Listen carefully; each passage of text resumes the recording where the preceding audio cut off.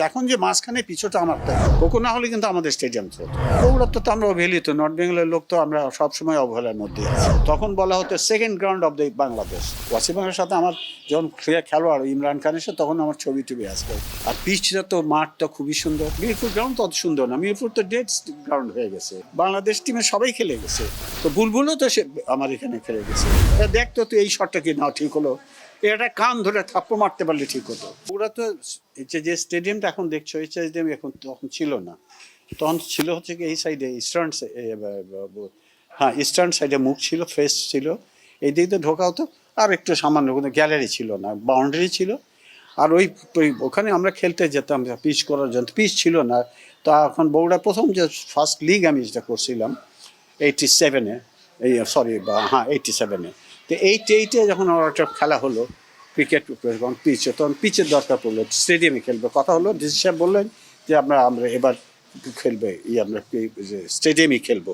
তো স্টেডিয়ামে খেলতে গেলে তো অনেক পিচ লাগবে। তো আমাকে বললো যে সময় দিলে, আমি তো সময় তো অল্প সময়, তবু 1 মাসের মতন সময় দিলে যে করতে পারবেন নাকি। তো আমি একটা বাজেট পেশ করলাম যে করতে গেলে অন্তত এই মিনিমাম এই টাকাটা এই আমি এমনি ক্রিকেট সেক্রেটারি ছিলাম, জেলার ক্রিকেটের দায়িত্ব ছিল, ডিস্ট্রিক্ট ডিএসএর ক্রিকেট সেক্রেটারি ছিলাম। তো আমার দায়িত্ব দিল সেক্রেটারি সাহেব, তখন সে বলছে তুমি রাজি হলে তুমি এটা করো। তাহলে ঠিক করতে পারি, আমি করতে পারবো। আমি মোটামুটি অনেক দিন থেকেই বগুড়ায় পিচ করবো। আমার বগুড়া একটা পুরানো একটা দল, আমরা কিন্তু অ্যাকচুয়ালি অনেক পুরানা দল। বগুড়া নর্থ বেঙ্গলে কিন্তু সেই 66 থেকে আমরা খেলাধুলো করছি, বা তারও আগে থেকে খেলছি। তো আমরা বগুড়া জোনাল চ্যাম্পিয়ন অনেকবার হয়েছি। তো আমাদের সঙ্গে রাজশাহী খেলতে আসলে ঢাকা টিম পুরো সেট নিয়ে এসে খেলতে হতো। রাজশাহী করে যখন এরকম হয়েছে যে পুরো সেট নিয়ে খেলছে। ঢাকা আগে যখন পাকিস্তান আমরা খেলতে তখন তো হাবিব ব্যাংক ছিল, তো হাবিব ব্যাংক পুরো সেট নিয়ে এসে খেলতে হয় তাদের নিয়ে এসে এরকম। তো যাই হোক, এটা আমি গল্পের চলে এসে গেল। তো আমাকে পিচ ঠিক করতে বললো। তো আমি বললাম পিচ করতে পারি। তখন আমার বাজেট দিলাম, তো বাজেট মধ্যে তারা টাকা দিল। তো আমি তখন ওই পিচ খুঁড়ে আমি যে কাছে আমি একটা বইয়ে পড়েছিলাম, প্লাস আমার সিনিয়র ক্রিকেটার যা তাদের কাছে অ্যাডভাইস নিয়ে যে পিচ কীভাবে করতে হয়। চিজি আইসক্রিমের সাথে ভেলভেটি কেকের মিশ্রণে পোলার রেড ভেলভেট আইসক্রিম, মন ভালো থাক। কীভাবে করতে হয় সে শুনেছিলাম। তো সে শোনার মোতাবেক পিচ 4 ফিট ডিপ করে মাটি তুলে ফেলে দিলাম। লোক তুলে ফেলে মাপ দিয়ে অ্যাকর্ডিং যেহেতু মাপ আছে সেরকম মাপ দিয়ে মাপ তুলে ফেলে দিলাম। তারপরে দিলাম ইয়ে দিয়ে মানে সডাস্ট দিলাম, তারপরে বালু দিলাম, আবার কুচি পাথর মতন দিলাম, দিয়ে তারপরে ওই কলুই মানে কয়লা, যেটা কয়লাগুলো দিলাম। দেওয়ার পরে 1 ফিট থেকে মাটি দিলাম। এই মাটিটা সিলেকশন হচ্ছে খুব ইন্টারেস্টিং। আমার ওদের স্টেডিয়ামের পাশেই যে মাটি আছে, এই মাটিটা যে এত মূল্যবান মাটি আমরা জানতাম না। আমরা কি হয়েছে কি মোটে করে কি এক কথা বলছে যে ভাই দেখেন তো মাটি এটা ভালো করে, ওদের কি কারণে যেন মাটিটা নিয়ে এসেছিলো। তার মাটিটা দেখলাম, মাটিটা সিলেক্ট করে খুব ভালো মাটি। তো মানে ওই হার্ড হয়ে যেটা এখন যে পিচটা যায় ওই মাটি দিয়ে করা। ও যে অনেকে বলে যে বই যে ঠাকুরগাঁ, না বগুড়া থেকে বরং মাটি চিটং ঢাকায় নিয়ে গেছে পিচ করার জন্যে। হ্যাঁ বগুড়া থেকে নিয়ে গেছে। তো এই বগুড়ার মাটিগুলো এই ধরনের আমাদের যে দক্ষিণ অঞ্চল অর্থাৎ নন্দীগ্রাম এলাকায় যে মাটিটা, ওই মাটিটা ওই ধীরে ধীরে এমনি শুকে গেলেই দেখো খুব শক্ত, কিন্তু ভিতরে নরম। হ্যাঁ এঁটেল মাটি। তো ঠিক ওই মাটিটা আমরা পেলাম। তো ওই মাটিটা নিয়ে এসে করলাম, যেদিন কমপ্লিট করলাম পরের দিন খেলা। তো আমি বলেছিলাম যে মাটিটা একটু শুকাতে হবে, কিন্তু তো সেই সেমিফাইনাল খেলা ছিল। শ্রীলঙ্কার টেস্ট টিমটা প্লেয়াররা সব ছিল, ফার্নান্ডো, রড্রিগো এরা খেলে গেছে, জয় টয় এরা যারা ছিল। তারপরে জাকির ছিল ইন্ডিয়া শ্রীলঙ্কার টেস্টের। আমাদের বাংলাদেশের টেস্ট প্লেয়াররাও খেলে গেছে, টেস্টের খেলোয়াড়রা। তখন সাদ ছিল, এখন আম্পায়ারিং করে ছেলেটার নাম কি শাহ, নাদির শাহরাও খেলছে এখানে, শান্ত খেলেছে এখানে ওই লিগের খেলায়, বগুড়া লিগের খেলায় ওদের করে আছে। তোর করে সে না দেখে আমাকে না জিজ্ঞেস করে আগে বড় রোলারটা, তোকে ছোটো রোলার দেওয়া লাগতো। ফার্নান্ডো না শুনে আগে বড় রোলারটা দিয়েছে, যার জন্যে ওই ভেতরে উপরে শক্ত হয়, ফেটে যায়, কিন্তু নিচে নরম থাকে। ওটা হালকা রোলার দিলে পিচটা ভালো হতো, যার জন্য সেই সময় পিচটা একটু খারাপ হয়ে গেছিলো। পরবর্তীতে পিচ এখন যে মাঝখানে পিচটা আমার তাই করা, হ্যাঁ সেন্টার পিচ, 5টা পিচ, এটা মাঝের পিচটা, মিডল পিচটা। দুই ধারে পড়ে, কারণ আমি আমার জায়গায় পিচটা করছি 5টা পিচ আছে, 5টাই বলে 5টা পিচই আছে সোফার আইনো, তো 5টা পিচ আছে, তো 5টা পিচেই তোর মধ্যে যে মাছের পিচটা এসে আবার সবসময় আবার আমাদের গ্রাসটা এইটা খুব প্রেস করে গেল। ভদ্রলোক কী নাম, আইসিসি থেকে এসেছিলেন, ইংলিশ ভদ্রলোক, ইংল্যান্ডের, উনি আমাদের ওই পাশের জায়গার ঘাসটা দেখলেন, বললো যে এটার ঘাসটা তো সাউথ আফ্রিকার ঘাসের সঙ্গে একরকম হয়, খুব সুন্দর ঘাস, আমাদের নিজস্ব ন্যাচারাল ঘাস, বগুড়া যা কিছু সব ন্যাচারাল বা ইম্পোর্ট করে না, সব বগুড়ার না, কোনো ঠাকুরগাঁও সব ঘাসটা সব এভরিথিং বগুড়ার। হ্যাঁ, এটা কিন্তু কিছু বললে যে জানে না দেখে হয়তো বলে।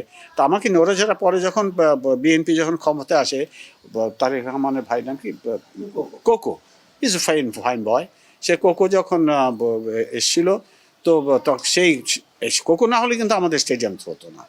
If he not be interested তাহলে হতো না, কারণ একজনকে ইনিশিয়েটিভ নিতে হয় এবং তার ব্যাপার, আর যার জন্য টাকাও খরচ করতে হয়। তো বগুড়ার তো আমরা অবহেলিত, নর্থ বেঙ্গলের লোক তো আমরা সবসময় অবহেলার মধ্যেই আছি, আমরা কিন্তু খুব অবহেলার মধ্যে আছি। আল্লাহ গাছ গত 15 বছর তো মাশাল্লাহ বগুড়ার নাম শুনলে মার্টিন চেহারাই দেখা বন্ধ হয়ে গেছিল, খেলা তো দূরের কথা, এত সুন্দর গ্রাউন্ড হয়েছে।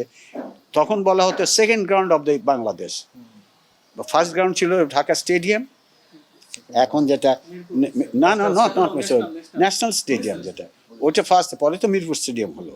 হ্যাঁ, তখন তো সেকেন্ড গ্রাউন্ড ছিল বাংলাদেশের মধ্যে এইটা। তো এইখানে গত 15 বছরে একটা খেলাও দেয়নি, বড় বড় জিনিসপত্র খুলে নিয়ে গেছে, আমি দেখাতে পারবো সমস্ত। আমরা এটা নিয়ে আমরা ওই পথসভা করছি বা ঢাকায় করছে, যেগুলো নিয়ে যেতে দেবো না করে অনেক কিছু করছিলাম, তারপর যে তাও নিয়ে গেছিলো, পরে এখন কী করছে অবস্থা জানি না। আর এখন অথরিটি তো এখন সবাই তো আর আমাদের বড়োদেরকে ডাকা প্রয়োজন মনে করে না, সবাই কেউ করছে না, যারা চেনে তারা চিনলো না, চিনে খুঁজে বের করতে, চিনবে কেমন করে, যারা চেনে জুনিয়র ক্রিকেটাররা চেনে, জুনিয়র ক্রিকেটাররা চেনে, আমাদের হাতে ভাই নেমেছে রে।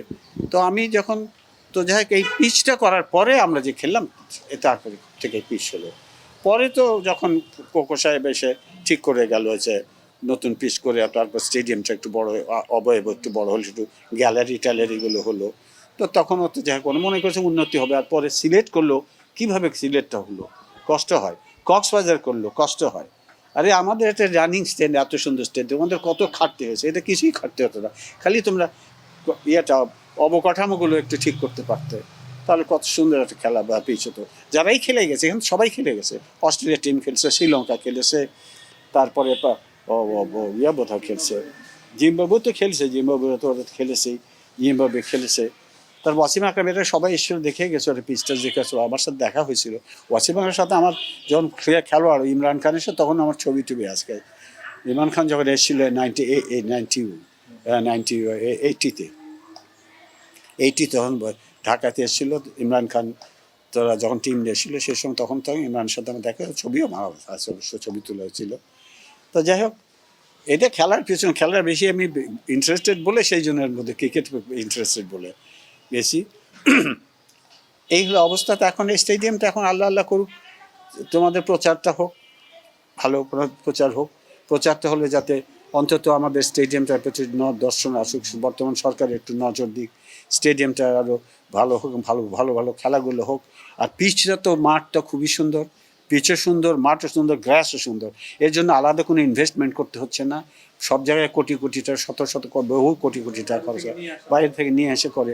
আর এখানে তো খালি অবকাঠামোটা ঠিক করলেই সুন্দর হয়ে যাবে। অনেক জায়গায় হয়েছে, হ্যাঁ হ্যাঁ হ্যাঁ, এই যে ডেড স্টেডিয়াম, এই তো বগুড়া স্টেডিয়াম, বগুড়া গ্রাউন্ড তো অনেক সুন্দর গ্রাউন্ড, মিরপুর গ্রাউন্ড তো অত সুন্দর না, মিরপুর তো ডেড গ্রাউন্ড হয়ে গেছে। কারণ রান কোথায়, রান তো ওঠে না, ওয়ান ডেতে রান কত ওঠে, 180 200 রান হয়, 200 পার হলেই তো টিমের জানের উপর বাইরে হয়ে যায়। হ্যাঁ, আর এখানে এসে খেলা হলে স্পোর্টিং কত ট্রেন্ড, যে কালকে আমি আজকে সাক্ষাৎকার দেখলাম, ফার্স্ট বোলারটার নাম কি ছেলেটার, তাসকিন বললো, বলে হ্যাঁ পিট, ও তো খেলোয়াড় দেখে বুঝতে পেরেছে। হ্যাঁ, যে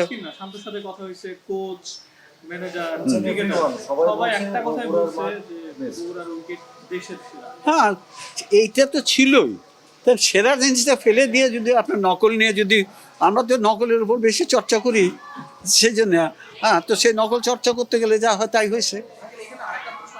হ্যাঁ, no, no, no, no. Once they have played here. It was a practice already খেলা হয়েছে অনেক, প্রত্যেকে এসে সুনাম করে গেছে। হয় না বলে ভালো, নট দ্যাট। এটা ভালো বিধায় কথাটা হয়েছে, কারণ খেলে তারপরে বলছে। এই যে কি নাম কি বললাম না না, লয়েড সাহেব, উনি তো ক্লাইভ লয়েড এসছেন, ওনারা দেখে গেছেন, ওনারা বলে গেছেন যে ভেরি ফাইন গ্রাউন্ড। তারপরে আর কি চাও তুমি? ক্লাইভ লয়েডের মতন এসে লোক এসে দেখে বলে গেছে, তারা দেখে গেছে। তা তাদের চেয়ে তো ভালো আমাদের দেশে তো নাই কেউ। হ্যাঁ, এখন বুলবুলও তো এখানে, বুলবুলও সে মাঠে খেলেনি। বুলবুল তো আমার টিমে খেলে গেছে এখানে আলতাফুন্নেসের মাঠে। তখন একটা মাঠ ছিল আমাদের, এক মাঠ আলতাফুন্নেসের মাঠ, ছোট মাঠ, কিন্তু ওদের ন্যাচারাল গ্রাউন্ড, ন্যাচারাল পিচটাও ন্যাচারাল পিচ ছিল। খালি ওখানে পানি দিয়ে রোল করতাম, ওখানে খেলতো। ওখানে বাংলাদেশ টিমে সবাই খেলে গেছে। আমাদের যে বললাম যে আমি যে বড় লিগটা করছিলাম, সে লিগের ফাইনালে সব শ্রীলঙ্কার ন্যাশনাল প্লেয়ার আসছিল, বাংলাদেশের ন্যাশনাল টিমের প্লেয়াররাও খেলে গেছে। সাদ ছিল, শান্ত ছিল, নাদির শাহ ছিল, সাদও ছিল। তারপর আরও অত সবের নাম মনে হচ্ছে না, অত মনে করা যায় না। তো বুলবুলও তো সে আমার এখানে খেলে গেছে। হ্যাঁ, এখন যে তোমাদের তো বুলবুল আমার যে কাজিন ছিল হালিম, হ্যাঁ হ্যাঁ হ্যাঁ, হালিম ইউসুফ সেক্রেটারি ছিল, বিসিসিবির সেক্রেটারি ছিল হালিম ইউসুফ। তো হালিম তো আমার টিমে খেলছে, হালিম যেহেতু বগুড়া ছেলে, তো তখন বুলবুলকে নিয়ে এসেছিল যে আমার নতুন একটা ছেলে খেলা শিখছে, দেখেন খেলা ভালো লাগবে, বেশ গঠন গুড, শর্ট টট খুব ভালো নেয়, তার ডিফেন্স ভালো, স্ট্রোকগুলো হার্ড স্ট্রোক। এই বুলবুল সন্দেহ প্রশংসা করলাম, তাই নেই, তাই নিয়ে আসো আমার টিমে খেলা হোক। এই বুলবুল এখন দেখি এখন প্রেসিডেন্সি দিয়েছে। কেমন লাগছে বুলবুল তো ভালো করছে, আমার কাছে ভালো লাগছে। Those who are cricketers player, তারা তো ক্রিকেটের জন্য ভালো করবেই। আর একটু সৎ, আমাদের দেশে সৎ মানুষের অভাব, তো একটু সৎ হলেই ভালো কাজ হবে। আর নেসেরে যারা আগের প্রেসিডেন্ট ছিল, কয়েক বছর প্রেসিডেন্টশিপ করে না জীবনে খেলছে না কিছু করছে, এখন খালি ওখানে ধরে রেখেছে। সিলেকশন বোর্ডকেও সিলেকশন করতে দেয়নি, প্লেয়ারদেরকেও সে বলে দেয়নি। প্লেয়ারদের আলাদা তোমার স্কুলিং করতে হয়, মনে হয় স্কুলিং করায় না, একই ভুল একই প্লেয়ার বারবারই করছে। আর প্লেয়ারদেরকে পানিশমেন্টের একটা সিস্টেম করা উচিত। তুমি এই ধরনের এই ভাট খেললে পরে ম্যাচ খেলতে পারবে না, এরকম একটা পানিশমেন্ট সিস্টেম করা উচিত। পানিশমেন্ট ইন দ্যাট কেস, আমি অন্য কোনো পানিশমেন্ট বলছি না, যে ভালো না খেললে বাজে শর্ট খেললে, এগুলো শর্টসগুলো তোমাকে যদি নেওয়া হয়। হ্যাঁ, এগুলো সেটা তোমরা টিমের মধ্যে থাক, কিন্তু পরের ম্যাচ খেলতে পারবে না, পরিষ্কার কথা। যে এরকম শর্টসগুলো নেবে, এরকম খেলবে, তাদের খেলাটাকে রিপ্লে করতে হবে, দেখাতে হবে তোমার this is the your defects, এগুলো তো বলতে হবে তাদেরকে। তা না বলে খালি নিয়ে আসলাম, প্র্যাকটিস করলাম, খেললাম, ড্রেস দিলাম, ভালো খাওয়ালাম, আর ভালো পড়ালাম, আর এক সাথে মারলো। মনে হচ্ছে যে আমাদের এখানে একজন লোক বলে যে আমাদের প্লেয়াররা মনে করে মাঠেতে কষ্ট করে দরকার, কিছুক্ষণ পরে যাই তো গ্যালারিতে যা আরাম করে এসির মধ্যে থাকবো আর খাওয়া দাওয়া করবো, তো মাঠে কষ্ট করে কি দরকার, ধুই ছাম মারে যে যা হয়। তো এরকম আমার এখানে লোকজন অনেকে বলে, যেটা তো কথাটা এরকমই হতে হয়, খেলা দেখে হতে হয়, আমাকে তো ডিপেন্ড করতে হয় তাদেরকে, না না এটা ভালো খেলবে। তো না ভাই, দেখেন মনে হচ্ছে, দেখেন কখন তাড়াতে এটা যে মার হলো। আমার এক বন্ধু মারা গেছে কয়দিন আগে, ক্রিকেট আমার সাথে ওপেন করতো বগুড়া জেলা দলে, আজিজুল, কয়দিনে মারা গেছে। আমরা রাত জায়গায় খেলা দেখি এখনও, তো আমরা কিন্তু এখন রাতে এই মধ্যে রাত 12টা 1টা মধ্যে দেখি খেলা। হ্যাঁ, তো ইভেন ফোনে কথা থাকে, সে থাকে অনলাইনে, আমরা 3 জন আছি। আচ্ছা বলুন, দেখ তো তুই এই শটটা কি না ঠিক হলো, এটা কান ধরে থাপ্পড় মারতে পারলে ঠিক হতো। আমরা ওখানে অ্যানালিস করছি, হ্যাঁ এই শটটা কোনো যুক্তি ছিল, এ বল মারার কি দরকার হয়েছিল, এ কোচ কি করে, আর এদের কি শেখায়, আর এরাই বা কি শেখায়, আমরা এরা আলোচনা করি।